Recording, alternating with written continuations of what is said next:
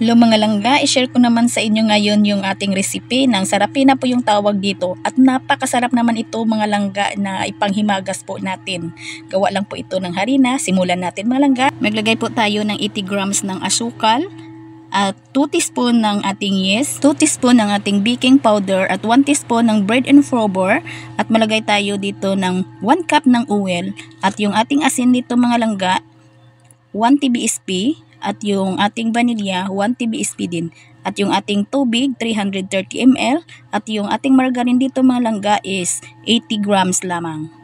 And then, haluin lang mga langga hanggang sa matunaw natin yung ating mga dry ingredients. At pag siguradong tunaw na yung mga dry ingredients natin mga langga, ilagay na natin yung ating harina. Ang ating harina, 750 grams ng first class flour at 250 grams ng third class flour mga langga. And then, mix lang natin at kung kamayin natin ito mga langga sa pagmasa or imano-mano, kailangan lang malinis lang po yung ating kamay mga langga.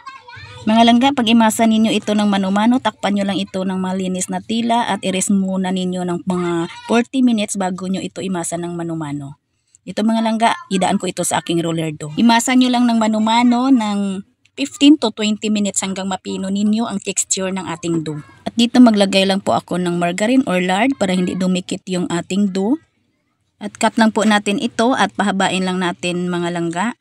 At maliit lang po ang pag-cut natin nito mga langga. At depende na sa inyo ha kung ano kalaki yung cut ninyo dito. Ito po talaga mga langga yung ginawa namin bago kami nagka-bikiri or nagkagamit ng pang-bikiri. And then cut lang natin ito sa mga maliliit lamang. Ayan, ito lang kaliit mga langga. Nasa 1 to 2 grams lang po mga langga yung putol natin dito. Maliliit lang. At pagpatuloy lang po natin sa pagputol, at magdas lang po tayo dito ng harina para hindi dumikit yung ating mga balls. Madali lang talaga nitong gawin mga langga. Pero ngayon bihira na lang kami nito magawa kasi marami na kaming ginagawa para hindi na namin malagyan ng time sa paggawa nito. Bali, nagbigay na lang po ako ngayon ng tips kung paano ito gawin. Kung paano ba gawin yung paborito natin na sirapina. Sirapina po yung tawag sa amin nito Iwan ko ba sa ibang mga lugar. At ayan mga langga, isalansan lang po natin at lagyan lang po natin ng harina yung ating tray para hindi dumikit yung ating mga ginawang balls. At palsayin lang natin mga langga ng kaunti, mga 40 minutes lang. 30 to 40 minutes. And then, lutuin na po natin sa mainit na mantika. And then, tuloy-tuloy lang po yung ating paghalo hanggang sa mga golden brown na siya mga langga. Kailangan golden brown po talaga para ma-reach po talaga natin yung kanyang crispy. At ito na mga langga, ito po na yung pagka golden brown niya. Hindi po ito sunog mga langga, baka sabihin yung sunog po ito. Ito talaga yung pagka golden brown yung kailangan natin para crispy talaga yung ating sirapina. And then, pagpatuloy lang po natin yung lutuin lahat. At ganun lang din po, patuloy lang sa paghalo para mag-balance yung golden brown. At gagawa na po tayo ng sugar syrup mga langga. Bali, 6 cup po lahat yung magagawa natin na sugar syrup sa ating 1 kilong harina, sa ating sirapina. At gagawa lang po muna tayo ngayon ng 2 cup lang muna. Ito 2 cup yung sugar na nilagay ko at 1/8 cup na tubig. Pangtunaw lang po natin and then pakuluan lang po natin mga langga.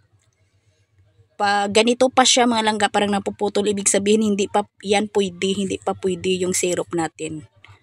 Kailangan pa ng pakuluan pa. Yung mga moy na siya talaga mga langga, yung bangong-bango na yung asukal, yun pwede na. Hindi amoy sunog mga langga ha. Ito mga langga pwede na to. Syrup na yung ating asukal. Baling kapit-kapit na siya, parang nag-nylon na siya. At ang ilalagay natin dito bali ang 1 kilo natin ng mga balls na naluto natin, hatiin natin sa 3. Bali, ilagay muna natin yung ating 1/4 lang muna or isang hati. Bali, 3 gawa ito 3 pag syrup. Kasi every syrup, 2 cup na asukal at hinati natin sa 3 equal 6 cup lahat na asukal. And then, ilagay lang natin dito sa ating, ginamit ko lang dito ay sako ng harina para hindi agad-agad malamig. At pwede kayong gumamit dito mga langga ng gloves kasi mainit talaga ito mga langga. Sobrang init. Ako sanay na Kabala na tong kamot ko mga langga. Kung saan pa kibol na ba. Balihin natin ng 3 yung ating pag-syrup kasi hindi natin sinirop lahat para hindi tayo malamigin. Kasi pag lumamig itong mga langga na hindi natin na agad-agad na pag dikit-dikit, hindi na ito mga langga didikit. Kailangan medyo mainit pa, dididikit na natin.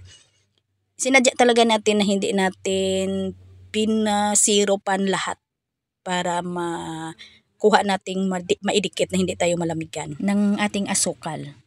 At kailangan mabilis po kayo ditong magdikit-dikit mga langga ha. Depende sa inyo kung ilang balls yung idikit ninyo. Pwedeng 4, pwede ring 3. At ito mga langga, ito po yung first batch natin. May 2 batch pa tayo or 4 na cup ng asukal na hatiin pa natin sa 2. Bali 2 syrup pa yung gagawin natin. Kasi pag hindi ko na ipakita ha, kasi pagpakita pa natin mas lalong humaba yung ating video. Basta kayo nang bahala mga langga, hatiin nyo lang yung 6 na cup yung asukal natin na nilagay. At kung kaya nyo lang naman, pwede nyo wag na lang yung hatiin yung ating syrup. Pwede nyo i-apply lahat yung ating 6 na cup ng ating asukal. At kailangan mabilis lang kayo sa pagdikit-dikit. At ito na mga langga, sana nakapagbigay ako ng tips. Ito pong inyong Kainday Tinapay. Maraming salamat at bye-bye!